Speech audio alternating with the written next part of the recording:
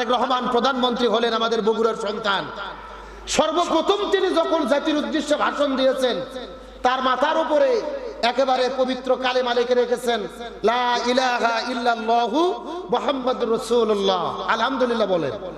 আমরা এর আগে দেখেছি হাসিনা যখন ভাষণ দিতেন, তার মাথার উপরে শেখ হাসিনার ছবি থাকতো আর বঙ্গবন্ধুর ছবি থাকতেন, কিন্তু তারেক রহমান তার মাথার উপরে মুসলমান হিসেবে পুরো কালেমা সুন্দর করে খচিত করে রেখে তার নিচে বক্তব্য দিয়েছেন। নিঃসন্দেহে এটা ভালো কাজ তিনি করেছেন। তিনি দেশে ফিরেই বলেছিলেন যে আমি যদি ক্ষমতায় যাই মহানবীর আদর্শে দেশ চালাবো।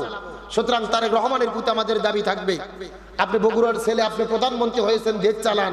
তবে আপনি যেহেতু ঘোষণা দিয়েছেন মহানবীর আদর্শে আমি দেশ চালাবো ক্ষমতায় গেলে, আপনার কথা মতো আপনার দায়িত্ব ওই মহানবীর আদর্শ যেন জমিনে বাস্তবায়ন হয়, এই দায়িত্ব আপনার নেওয়া দরকার। কথা বলেন না কেন? উনি নিজেই ঘোষণা দিয়েছেন দেশে ফিরে যে আমরা যদি ক্ষমতায় যাই মহানবীর আদর্শ বাস্তবায়ন করব। তাহলে মহানবীর আদর্শ মানে সংবিধান কি? কথা বলেন না কেন? রাসূল মদিনায় রাষ্ট্র গঠন করেছেন, কোরআন ছিল সংবিধান, আর রাসূলের আদর্শে রাসূল মদিনা নামক রাষ্ট্র গঠন করলেন। সুতরাং আপনি যদি মহানবীর আদর্শ বাস্তবায়ন করতে চান, কোরআন সুন্নাহর আদর্শ এই জমিনে বাস্তবায়ন করতে হবে। আর আপনার প্রতি 2 নম্বর দাবি, আপনার বাবা ছিলেন শহীদ প্রেসিডেন্ট জিয়াউর রহমান, মা ছিলেন বেগম খালেদা জিয়া। আপনার মতো সৌভাগ্যবান বাংলাদেশ আর কেউ নাই, যার বাবাও প্রেসিডেন্ট, মাও প্রেসিডেন্ট, কিন্তু বাবা মার আদর্শে আপনাকে উজ্জীবিত থাকতে হবে। আমরা দেখেছি শহীদ প্রেসিডেন্ট জিয়াউর রহমান জীবন দিয়ে শহীদ হয়েছেন, কিন্তু ভারতের কাছে মাথা নত করে। আবার খালেদা জিয়া জেলে বন্দী হয়েছে, কষ্ট ভোগ করেছে, আপসহীন দেশনেত্রী, কিন্তু ভারতের কাছে মাথা নত করেনি। সুতরাং আপনি খালেদা জিয়ার ছেলে হিসেবে, শহীদ প্রেসিডেন্ট জিয়াউর রহমানের সন্তান হিসেবে আপনাকেও ঘোষণা করতে হবে আমরা মাথা উঁচু করে দাঁড়াবো, ভারতের কাছে মাথা নত করব না। কথা বলে না কেন? এই যে 2400 ছাত্র জীবন দিয়ে দেশ স্বাধীন করলেন, জুলাই অভ্যুত্থান করলেন, যেই ভারত বাংলাদেশে ফ্যাসিস্ট টিকিয়ে রেখেছিল, হাসিনাকে টিকিয়ে রেখেছিল, ওই ভারতের আধিপত্য বাংলাদেশে আবারও প্রতিষ্ঠিত হোক, এটাকে আমরা চাই। শহীদ শরীফ ওসমান হাদি দিলেন, জীবন দিলেন, শহীদ হলেন ভারতের বিরুদ্ধে কথা বলার কারণে। আবার ওই ভারতের দালালি যারা করবে, ওই সমস্ত দালালদেরকে আমরা দেখতে চাই না। কথা বলেন ঠিক কিনা? আমরা চাই আমরা স্বাধীন, আমরা মাথা উঁচু করে দাঁড়াবো, দুনিয়ার সমস্ত দেশের সঙ্গে আমাদের সম্পর্ক ভালো থাকবে, তবে কাউকে প্রভু বানাবো না, কাউকে রব বানাবো না, কারো তাবেদারি করব না। আমরা স্বাধীন হিসেবে বাঁচতে চাই। আল্লাহ তাআলা আমাদের তৌফিক দান করুক, সকলে বলেন আমিন। তাহলে বুঝাতে চাচ্ছিলাম দুনিয়ার ক্ষমতা আজ আছে কিন্তু কাল নাই, সর্বময় ক্ষমতার একজন মালিক, তিনি কে? আরো জোরে বলেন। সুতরাং ওই আল্লাহর ক্ষমতা আমরা মানি কি মানি না? অনেকেই কিন্তু বলে যে সর্বময় ক্ষমতার মালিক হলো জনগণ। নাউজুবিল্লাহ বলেন। আচ্ছা বলেন তো, জনগণের কি কোনো ক্ষমতা আছে? ক্ষমতার মালিক কে? আপনি এমনও মানুষ, আপনার যদি পাতলা পায়খানা হয়, 3 বার পায়খানা হওয়ার পরে এমনও লোক আছে ভোগ বলে মা বলে আর সন্তানক বলে ভাই বলে, মাথা ঠিক থাকে না। কথা কন না কে? 3 বার পাতলা পায়খানা করলে যাদের অবস্থা ঠিক থাকে না, তারা কি ক্ষমতার মালিক হতে পারে? ক্ষমতার মালিক কে? একটু সবাই চিৎকার করে বলেন, সর্বময় ক্ষমতার মালিক কে? আল্লাহ ছাড়া কারো ক্ষমতা মানা যাবে? আল্লাহর ক্ষমতা মানতে হবে। আসুন, আল্লাহ তাআলা আমাদের তৌফিক দান করলেন। 1 বছর পরে আবার পবিত্র রমজান মাস আমাদেরকে দান করলেন। রমজান মাসে রোজাকে ফরজ করে দিয়েছেন কে? আর ধরে বলেন। আমার আল্লাহ সুবহানাহু ওয়া তাআলা পবিত্র কোরআনুল কারীমের সূরা আল বাকারার 183 নম্বর আয়াতের মাধ্যমে আল্লাহ তাআলা আমাদের প্রতি রমজান মাসের রোজাকে ফরজ করে দিলেন। আল্লাহ রাব্বুল আলামিন কত চমৎকার করে বলেন, ইয়া আইয়ুহাল্লাযীনা আমানু কুতিবা আলাইকুমুস সিয়াম, কুতিবা আলাইকুমুস সিয়াম কামা কুতিবা আলাল্লাযীনা মিন ক্বাবলিকুম লাআল্লাকুম তাত্তাকুন।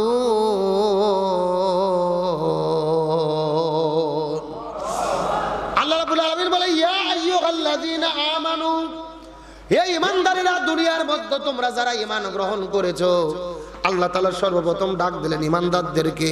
চিৎকার করে বলতে হবে কাদেরকে? আরো জোরে বলেন। আল্লাহ তাআলা বললেন, ইয়া আইয়ুহাল্লাযীনা আমানু, তোমরা যারা দুনিয়ার মধ্যে ঈমান এনেছো, কুতিবা আলাইকুমুস সিয়াম, আমি তোমাদের জন্য ফরজ করে দিলাম। কুতিবা শব্দের অর্থ হলেন লিখে দেওয়া, বাধ্যতামূলক করে দেওয়া।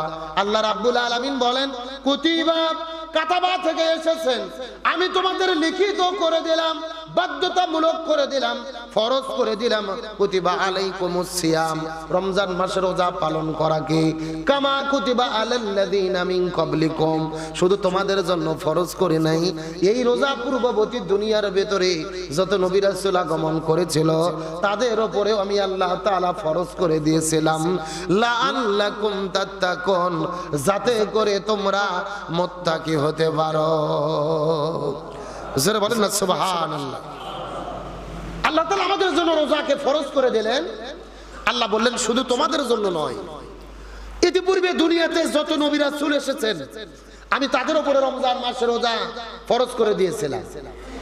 তবে এখানে তাফসীরের মধ্যে এসেছেন সবার উপরে যে এক মাস রমজান মাসে রোজা ফরজ ছিল এমনটি পাওয়া যায় না। কোন নবী রাসূলের জামানায় রোজা ফরজ ছিল 10 দিন, কোন নবী রাসূলের জামানায় ছিল 15 দিন, আবার কোন নবী রাসূলের জামানায় ছিল 5 দিন, আবার কোন নবী রাসূলের জামানায় 20 দিন 25 দিন। এক এক নবী রাসূলের জামানায় এক এক ভাবে আল্লাহ তাআলা এই রোজাকে ফরজ করে দিয়েছিলেন। কারণটা কি? আল্লাহ তাআলা বলেন লাআল্লাকুম তাত্তাকুন, যাতে করে তোমরা মুত্তাকি হতে পারো। জোরে বলেন যাতে করে আমরা কি হতে পারি? মুত্তাকি হতে পারি। আল্লাহ তাআলা সর্বপ্রথম বললেন ইয়া আইয়ুহাল্লাযীনা আমানু, হে ঈমানদারেরা। একটু জোরে বলেন তো আল্লাহ কাদেরকে ডাক দিয়েছেন? ঈমানদারদেরকে। তাহলে বোঝা গেল রোজা ফরজ কাদের উপরে? আর একটু জোরে বলেন কাদের উপরে? ঈমানদারদের উপর। যারা প্রকৃতপক্ষে ঈমানদার নয় এদের উপরে কিন্তু রোজা ফরজ নয়। এই বাংলাদেশে দেখবেন এই যে রমজান মাসে রোজা ফরজ হয়ে গেছে, শুরু হয়ে গেছে, রোজা চলতেছে বাংলাদেশে। আপনাদের খন্নার হাট বলেন আর ডুমুনপুকুর বাজার বলেন, মাঝিরে বলেন, বগুড়া বলেন, নিউ মার্কেট বলেন, হকার্স মার্কেট বলেন, যেখানে যেখানে হোটেল আছে হোটেলের চতুর্দিকে লাল কাপড় পেঁচে দেওয়া আছে। এমন ঘটনা ঘটে কি ঘটে না? আচ্ছা লাল কাপড় পেঁচে দিয়ে ওরা কি করে নামাজ পড়তেছে? জিকির করতেছে? কি করতেছে বলেন তো? খাচ্ছে। হ্যাঁ বলেন কি করতেছে? আচ্ছা আপনাদের কি মনে হয় ওই লাল কাপড় পেঁচে দিয়ে ওর মধ্যে খাইলে আল্লাহর মনে হয় চোখে পড়ে না? না, হ্যাঁ আল্লাহ দেখতে পারে না? দেখতে পারে। তাহলে কতটা এরা নিজেদের চালাক মনে করে, চিন্তা করছেন? এরা চিন্তা করছে আমরা লাল কাপড় পেঁচে দিয়ে খাই, মানে লাল কাপড়ের মধ্যে মনে আল্লাহ তাআলা দেখবে না। আল্লাহ দেখে কি দেখে না? কত সুস্থ মানুষ, এমনও মানুষ আছে খাসির মতো শরীর, 80 কেজি 90 কেজি ওজন, অথচ রোজা থাকে না। এরকম আল্লাহর ওলি আছে না নাই? সারা বছর ভালো থাকে আর রমজান মাসে রোজা আসলে পেটত গ্যাস শুরু হয়। কি শুরু হয়? মানে গ্যাস শুধু আমি রোজা থাকতে পারি না। কেন তোর পেটতে এত গ্যাস তো সরকারক জমা দিলেই তো হয়। গ্যাসের যে পরিমাণ দাম, আসলে আমি এখানে তাফসীরের মধ্যে এসেছে সুস্থ থাকার পরও রোজা কেন থাকতে পারে না, তার কারণ আল্লাহ তাআলা বলেন ইয়া আইয়ুহাল্লাযীনা আমানু কুতিবা আলাইকুমুস সিয়াম, আল্লাহ রোজা ফরজ করছে ঈমানদারদের উপরে। সুতরাং সুস্থ থাকার পরেও যারা রোজা থাকে না মনে করবেন এটা গ্যাসের সমস্যা না, এদের সমস্যা হলো ঈমানের ভেতরে। জোরে বলেন, জোরে বলেন, এদের সমস্যা কিসের ভেতরে? ঈমানের ভেতরে। এরা পাকাপোক্ত ঈমানদার নয়। প্রকৃতপক্ষে যারা ঈমানদার ব্যক্তি এরা কখনো রোজা ছাড়তে পারবে না, অসুস্থ হলেও রোজা ছাড়ে না ঈমানের স্পিডে। সুতরাং আল্লাহ তাআলা রোজাকে ফরজ করলেন ঈমানদারদের উপরে, যেন আমরা আল্লাহ তাআলাকে ভয় করতে পারি। এই রমজানের মাসের রোজার গুরুত্ব ফজিলত আছে না নাই? আমার বন্ধুগণ, মুসলমান ভাইরা গভীর মনোযোগ লক্ষ্য করুন। আমার নবীজি হাদিস শরীফের মধ্যে কত চমৎকার করে বলেন মান সামা রমাদান ঈমানান ওয়া ইহতিসাবান গুফিরা লাহু মা তাকাদ্দাম মিন যানবি। রমজান মাস রোজা যখন দুনিয়ার মধ্যে আগমন করে, কোন ব্যক্তি যদি ঈমানের সাথে ইহতিসাবের সঙ্গে হিসাব করে রমজান মাসে রোজা পালন করতে পারে, আল্লাহ রাব্বুল আলামিন ওই রোজাদার ব্যক্তির জীবনের গুনাহকে আল্লাহ তাআলা maaf করে দেবে।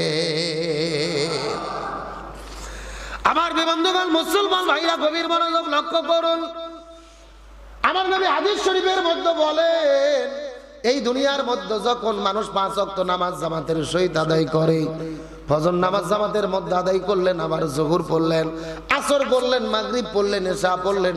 5 ওয়াক্ত নামাজ যারা আদায় করে এক নামাজের মধ্যবর্তী সময় থেকে আরেক নামাজ পর্যন্ত এর ভেতরে যত সগীরা গুনাহ হয় এই নামাজ পড়ার জন্য আল্লাহ তাআলা গুনাহগুলোকে মাফ করে দেয়। যেই ব্যক্তি জুমার দিনে হক আদায় করে জুমার নামাজ আদায় করেন, জুমার নামাজ আদায় করেন সঠিকভাবে সুন্দরভাবে, এক জুমা থেকে আর এক জুমা এই 7 দিনের মধ্যে যত অন্যায় হয় অপকর্ম হয় এই জুমার নামাজ পড়ার কারণে এই 7 দিনের গুনাহগুলোকে আল্লাহ তাআলা মাফ করে দেয়।